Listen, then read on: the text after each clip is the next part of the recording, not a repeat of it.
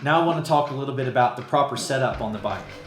When you're on the bike, you don't want to be getting on and off the bike to turn on the fan or to grab a towel or to fill up your water bottle. You want access to everything that you need during your ride so that you can enjoy the whole ride. And sometimes you could be on the trainer for 45 minutes or 2 hours, or in the case of some crazies out there that are doing Everesting or 24 hours, they don't want to be getting on and off the bike a lot. So you want everything at your fingertips.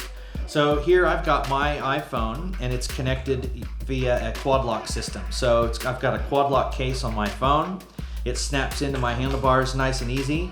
And there are some important things that I want access to while I'm looking at the TV and I'm riding through my phone. So the Quadlock system I find is an awesome thing to keep it just out of the reach of the sweat dripping off of your chin, but also gives you access to a couple things that you need during the ride.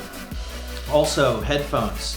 Now, I have my Bluetooth headphones, the over-ear ones, my Bose that I love. I can jam some pretty loud music. No one else can hear me in the house. I don't have speakers set up in my room, so I'm only listening through the headphones.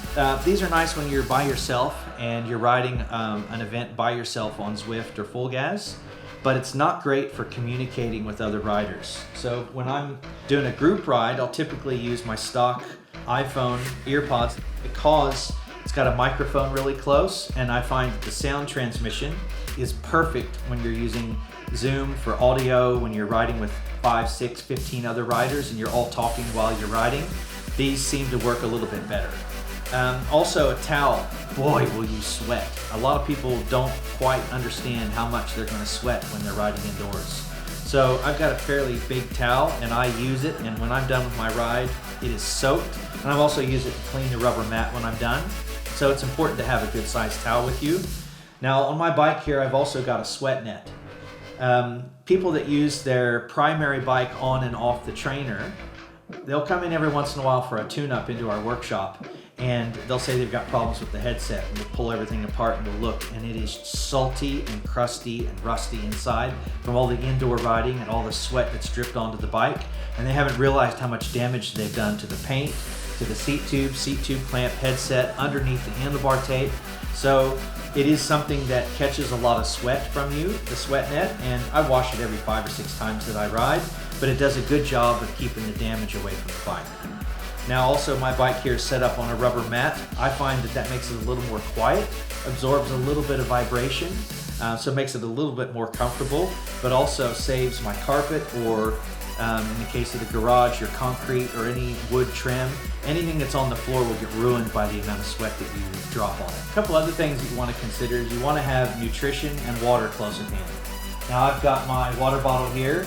If I'm doing a short ride, a small water bottle is probably fine. Sometimes if I'm doing a longer ride and I know I'm going to need more, I'll put a little table to my side and have another water bottle or 2 stacked up. I also keep gels, bars on the bike.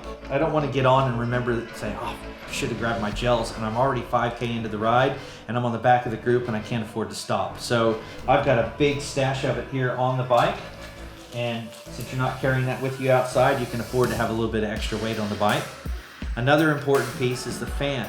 When you're riding indoors, you don't realize how much the air outside on the road actually evaporates the sweat from you. So you need something on you that's helping you evaporate the sweat and keep you cool. If you ride indoors in a room, a small room with no fan on you, you actually can overheat. So I've got a Vornado fan that does a really good job of putting a tunnel of air on my upper body, which is where I need it the most.